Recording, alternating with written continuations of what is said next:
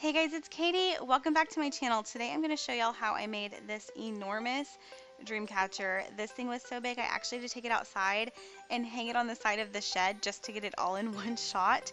But I love it so much. It's so gorgeous.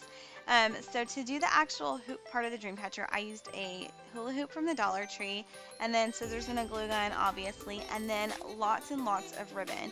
So you need some sort of ribbon to wrap around the hula hoop itself to cover it, and then also something to do your weaving with. So I used this thin twine cord from Hobby Lobby, and then a big variety, all different colors and shapes and textures of ribbon. Do whatever theme you want. And then I used white feathers and gold beads, and then I did want to customize the feathers, so I used acrylic paint to do that. That part's optional, obviously.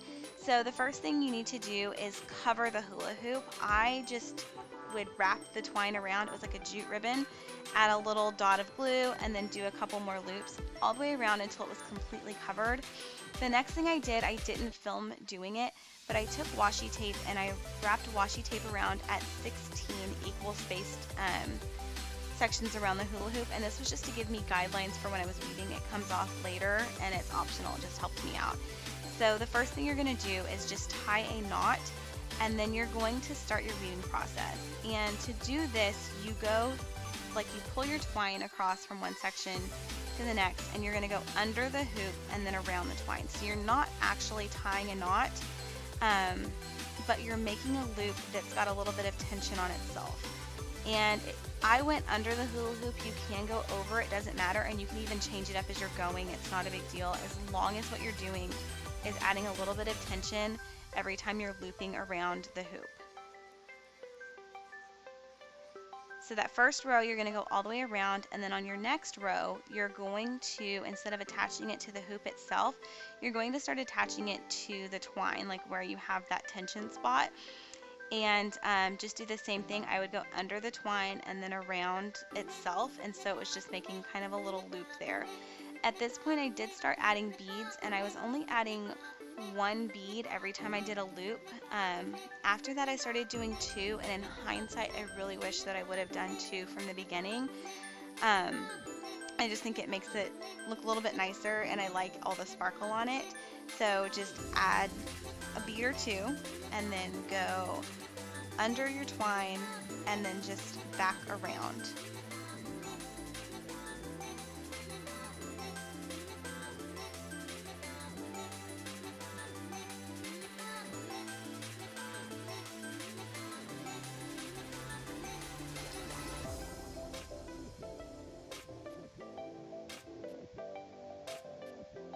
So at this point is when I started adding the two beads, and the reason that I like the two beads better is because every time you're adding a new loop, you're doing it on that tight, tense part of your twine. And when you've got two beads there, you can put your loop in between the two beads, whereas when I did this row, I just had to either go to the left or the right of it, and I like the look of it better with two beads there. So every little tight piece of twine ends up having a bead on it. So you're just going to continue doing that all the way around until you can't go any further. You do want to be really careful about how tight you're pulling. The hula hoop itself is very pliable, and you don't want to bend it out of shape. Occasionally I came to spots where it started to get a little off center, and so I would just skip over doing a loop in a spot, and that's just kind of one of those like do it at your best judgment situations. That you can't really plan for until you get close, but especially towards the end, you're just really like tying and tying until you get to where you can't do anymore.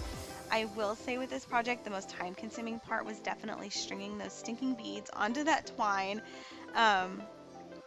It was really, really time consuming, and just doing the knots. So again, just go all the way around until you can't go any further. And then once you've gotten it all the way as small as you can possibly get it, just tie a knot and snip off the ends.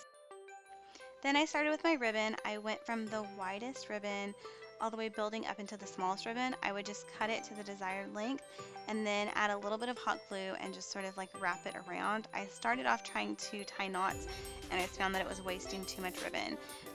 So building up again, like I said, from the widest up to the smallest, and different textures and colors. And some of the ribbon that I initially picked, I ended up not liking how it looked, and then just make sure that you use a skinny ribbon so that you can use that for when you start attaching your feathers. Now for my feathers, I didn't want them to be totally white, so I used acrylic paint. I added some water and just sort of mixed up just to make like a watery solution. I didn't want it to be super opaque. And then using a wide paintbrush, I just started painting the feathers. Some of them I painted all one color, some of them I did little stripes on. I used the teal and the pink, and then some of them I even did like two tones with both colors on there. Then once they had dried, I would just tie a little loop into my smallest or my skinniest ribbon, and then just put the feather in there and tighten it. On this, it was really cool to be able to do some up higher, like closer to the top of the hoop, and then some, towards like the end of the ribbon. And once I had them all tied into place, I used just a little tiny bit of hot glue and just put a little bit of hot glue like right where the feather, the stem of the feather and the ribbon meet, just so that they weren't going to fall out, and that was it. This project was super time consuming and definitely not on the more affordable end. That ribbon was super expensive, even at half off. But I love it so much, and I just love the colors, and it's just so fun and whimsical, and it's freaking huge. So it's definitely a conversation piece. That was it. I hope you guys enjoyed this. If you liked it, please don't forget to give it a thumbs up and subscribe if you're new here, and I will see you on my next video. Bye.